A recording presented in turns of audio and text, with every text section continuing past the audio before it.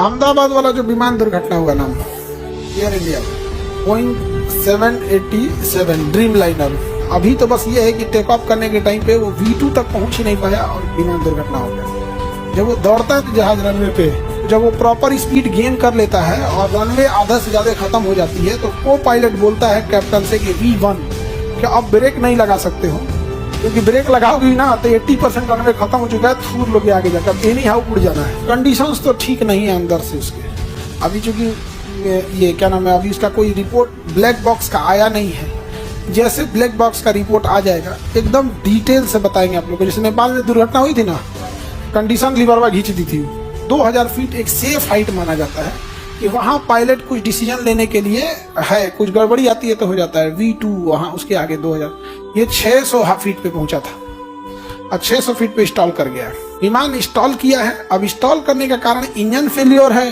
या angle of attack है, ये दो कारण होते हैं मेन। क्योंकि सीसीटीवी वीडियोस में पक्षियों का टकराना दिख नहीं रहा है, क्योंकि जब भी पक्षी से टकराता है तो उसकी एक पहचान होती है, इंजन के पीछे से काला धुआं आने लगता है। इंजन के पीछे से किसी तरह का काला धुआं नहीं आया। 3 मॉडल बोइंग का फेमस है, सबसे विश्वसनीय है 777 और 787, यही गिरा है, इसी को ड्रीम लाइनर कहते हैं। तो बोइंग के ये 2 जहाजों पे हमेशा सवाल उठे हैं इसकी विश्वसनीयता के ऊपर।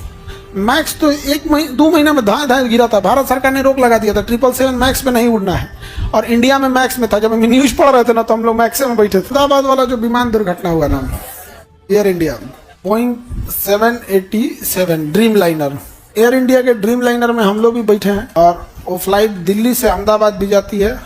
बोइंग का ड्रीम लाइनर मुंबई से दिल्ली भी आता है। तो कंडीशंस तो ठीक नहीं है अंदर से उसके, अभी चूंकि ये क्या नाम है, अभी इसका कोई रिपोर्ट ब्लैक बॉक्स का आया नहीं है। जैसे ब्लैक बॉक्स का रिपोर्ट आ जाएगा एकदम डिटेल से बताएंगे आप लोग को। जैसे नेपाल में दुर्घटना हुई थी ना, कंडीशन लिबरवा खींच दी थी, नहीं समझे, फ्लैप खींचने के तो कंडीशन लीवर खींच दी, फ्यूल सप्लाई कट गया था। वैसे इसमें क्या हुआ क्या नहीं हुआ तो एक बार देखना पड़ेगा। तो जब रिपोर्ट आ जाएगी तो हम आपको डिटेल से जानकारी बता देंगे। अभी तो बस ये है कि टेक ऑफ करने के टाइम पे वो V2 तक पहुंच ही नहीं पाया और विमान दुर्घटना हो गया। जब वो दौड़ता है ना जहाज रनवे पे, तो जब वो प्रॉपर स्पीड गेन कर लेता है और रनवे आधा से ज्यादा खत्म हो जाती है, तो को पायलट बोलता है कैप्टन से कि V1 क्या आप ब्रेक नहीं लगा सकते हो, क्योंकि ब्रेक लगाओगी ना तो 80% रनवे खत्म हो चुका है, थूर लोगे आगे जाकर, एनी हाउ उड़ जाना है।